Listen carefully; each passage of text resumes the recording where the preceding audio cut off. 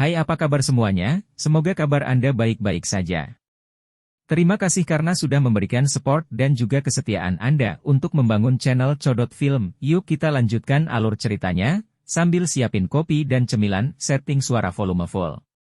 Gasken. 5 Bonshen. Pohon kuno Bodhisattva? Sun Er dan yang lainnya menemukan pohon kuno di kejauhan sementara Xiao Yan merasa tercengang. Banyak seruan keluar dari mulut mereka dengan beberapa keterkejutan. Benda ini, yang hanya ada dalam legenda, adalah sesuatu yang bahkan mereka, dari klan kuno, hanya bisa melihatnya di beberapa buku kuno. Sungguh pohon yang besar. Gumam dokter peri kecil. Meskipun mereka sangat jauh dari pohon Bodhisattva kuno, mereka masih bisa merasakan betapa besarnya pohon itu. Bayangan pohon menyebar dan menutupi tanah, membuatnya tampak seperti monster kuno yang berdiri di antara langit dan bumi. Perasaan yang sangat tua dan berpengalaman terpancar darinya. Anggota klan Hun sepertinya sudah ada di sana. Kita harus cepat. Xiao Yan menekan panas yang membara di dalam hatinya. Dia melambaikan tangannya dan memimpin untuk bergegas menuju pohon kuno di kejauhan. Sun Er dan yang lainnya di belakangnya tidak bisa diganggu dengan istirahat karena mereka segera mengikuti. Beberapa keributan sekali lagi ditransmisikan dari gelombang binatang di belakang setelah kelompok Xiao Yan pindah. Beberapa kelompok menyerang dengan cara yang menyedihkan sebelum mereka mendarat di area kosong ini. Itu adalah pohon kuno Bodhisattva? Orang-orang ini masih terhuyung-huyung di tanah ketika mereka melihat pohon kuno yang berdiri di antara langit dan bumi. Warna merah tiba-tiba muncul di mata mereka. Warna ini diperkuat saat mereka melihat kelompok Xiao Yan bergegas. Mereka tidak bisa diam. Bahkan Jiu Feng yang biasanya tenang mengerutkan kening. Dia tidak bisa diganggu dengan istirahat saat dia memerintahkan dengan suara yang dalam, ikuti mereka. Time and Dirty. Para ahli dari suku Heaven Demon Phoenix mengepalkan gigi dan mengangguk ketika mereka mendengar perintahnya. Tubuh mereka bergegas ke depan dan mereka buru-buru mengejar kelompok Xiao Yan. Orang-orang ini. Xiao Yan dengan dingin tertawa di dalam hatinya saat mendengar suara angin kencang yang ditransmisikan dari belakang. Dia tidak mengurangi kecepatannya saat dia mengangkat kepalanya dan melihat ke arah pohon kuno Bodhisattva yang tumbuh lebih besar di matanya. Sedikit ketakutan dan rasa hormat muncul dari dalam hatinya. Tidak ada yang bisa tetap tenang di depan makhluk ilahi yang telah ada untuk waktu yang tidak diketahui ini. Kelompok Xiao Yan sangat cepat. Jarak puluhan ribu kaki ditempuh dalam beberapa menit. Ketika kelompok Xiao Yan berada sekitar 1000 kaki jauhnya dari pohon Bodhisattva kuno, sekelompok orang tiba-tiba muncul di garis pandang mereka. Heniu? Kelompok Xiao Yan terkejut saat melihat kelompok ini.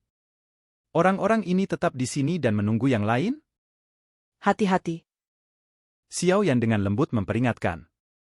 Kecepatannya secara bertahap melambat. Setelah itu, dia perlahan mendarat di belakang Hun Yu. Matanya menyapu kelompok itu. Selanjutnya, dia mengangkat matanya dan melihat ke arah pohon kuno Bodhisattva dari jarak dekat. Tidak diragukan lagi, berada sedekat ini dengan pohon kuno Bodhisattva sangatlah mengejutkan. Itu tampak seperti pilar yang menjulang tinggi yang menopang langit. Bâtonnya memancarkan aura kuno. Cabang-cabang dari pohon Bodhisattva purba sangat besar dan dapat menutupi setengah dari sebuah kota. Gelombang demi gelombang udara segar yang kaya menyebar dari pohon purba. Hal ini menyebabkan langit terkadang membentuk banyak fenomena misterius. Sinar matahari saat ini berhamburan turun dari langit. Itu mendarat di pohon kuno dan memberinya penampilan yang agak jernih. Sebuah kekuatan hidup yang kuat yang mengejutkan kelompok Xiao Yan tersebar. Mata Xiao Yan menatap tajam ke arah pohon kuno Bodhisattva yang tak terlukiskan. Udara yang jernih menyebabkan seseorang merasa riang dan tidak terganggu, tetapi samar-samar dia merasakan kegelisahan tanpa alasan. Kegelisahan ini berasal dari jiwa kuat Xiao Yan. Dia tidak dapat mendeteksi bahaya langsung karena kegelisahan yang dia rasakan sangat tidak jelas. Seseorang tidak akan bisa merasakannya jika tidak dengan hati-hati merasakannya. Harta karun alam seperti pohon kuno Bodhisattva dapat menduduki peringkat 3 teratas di seluruh benua Douki. Itu tidak mungkin jika tidak memancarkan bahaya apapun. Selain itu, jika pohon kuno ini benar-benar bertahan selama bertahun-tahun yang tak terhitung jumlahnya, itu seharusnya sudah membentuk kesadarannya sendiri. Xiaoyan menggengkapkan ekspresi kontemplasi. Jika bodhisattva ini membentuk kesadaran dan terlatih, niscaya ia akan menjadi salah satu makhluk paling menakutkan di benua Douqi. Orang-orang di sini sepertinya bukan tandingannya. Swoosh! Suara angin kencang mengikuti di belakang sementara kelompok Xiao Yan sedang merenungkan beberapa pemikiran. Suku Heaven Demon Phoenix dan beberapa kelompok lainnya bergegas. Akhirnya, mereka melihat kelompok Xiao Yan dan Hun Yu sebelum mendarat perlahan. Hei, sangat sulit untuk datang ke sini. Mengapa semua orang berhenti? Jiu Feng perlahan berjalan ke depan dan sedikit tertawa. Xiao Yan melirik Jiu Feng tetapi tidak berbicara. Di sisi lain, Hun Yu yang ada di depan mereka berbalik. Kerutan aslinya menjadi rileks saat dia tertawa, oh haha, semuanya akhirnya sampai. Karena tujuan semua orang adalah pohon kuno Bodhisattva, saya secara alami menunggu semua orang. Semua orang yang hadir tersenyum ketika mendengar kata-katanya. Mereka yang bisa datang adalah orang-orang luar biasa. Mereka telah melihat melalui Hun Yu. Orang ini mungkin tampak ramah di permukaan, tetapi tulangnya dipenuhi dengan kekejaman. Mereka yang percaya kata-katanya tetap berada dalam gelombang binatang buas. Mereka telah diubah menjadi daging yang hancur sebelum dimakan ke dalam perut binatang buas itu. Hun Yu acuh tak acuh saat melihat senyum dangkal semua orang. Senyuman masih terlihat di wajahnya. Dia menunjuk ke pohon kuno Bodhisattva di belakangnya dan berkata, ini adalah tujuan kami. Meskipun kita telah menerobos gelombang binatang buas, hal yang paling sulit untuk dihadapi tetaplah pohon kuno Bodhisattva. Oh? Hati semua orang bergetar saat mendengar kata-katanya. Mata mereka berhenti di wajah Hun Yu. Ada catatan pada gulungan dalam klan Hun kami bahwa seorang leluhur pernah datang ke pohon kuno Bodhisattva. Namun, kontak dengannya akhirnya terputus. Pada saat para ahli dari klan saya menerima berita, dia dan pohon kuno Bodhisattva telah benar-benar menghilang. Hun Yu tertawa. Meskipun saya tidak tahu apa yang terjadi dengan leluhur itu, kemungkinan besar dia meninggal. Sepertinya dia jatuh ke tangan pohon Bodhisattva kuno. Selain itu, kekuatan leluhur ini adalah Ban Sheng. Ban Sheng? Ekspresi kelompok Xiao Yan berubah. Bahkan seorang ahli Ban Sheng hilang karena pohon kuno Bodhisattva ini? Oleh karena itu, setiap orang tidak boleh meremehkan pohon kuno Bodhisattva ini, hal yang paling berbahaya selama perjalanan ini adalah itu. Hun Yu pula menjelaskan. Alasan kamu menunggu di sini adalah karena kamu tidak ingin pergi ke sana sendirian, kan? Gu Qing yang melirik Hun Yun dan berkomentar. Hun Yu tersenyum tapi tidak menyangkal kata-kata Gu Qing yang. Dia memutar tubuhnya dan perlahan berjalan menuju pohon Bodhisattva kuno yang sangat besar. Karena semua orang telah tiba, mereka semua akan melihat misteri pohon kuno Bodhisattva ini. Hun Yu tidak takut yang lain tidak akan mengikuti karena dia mengerti daya pikat pohon Bodhisattva purba. Hati-hati. Mata Xiao Yan menyapu punggung Hun Yu dan pohon kuno Bodhisattva di kejauhan. Dia dengan lembut mengucapkan kata-kata itu sebelum mengangkat kakinya untuk mengikuti. Terlepas dari apakah Hun Yu mengatakan yang sebenarnya, tidak mungkin bagi mereka untuk menyerah begitu saja setelah menghabiskan begitu banyak uang untuk mencapai tempat ini. Semua orang mengangguk. Setelah itu, mereka mengikuti Xiao Yan. Douqi diam-diam mulai beredar di sekitar tubuhnya.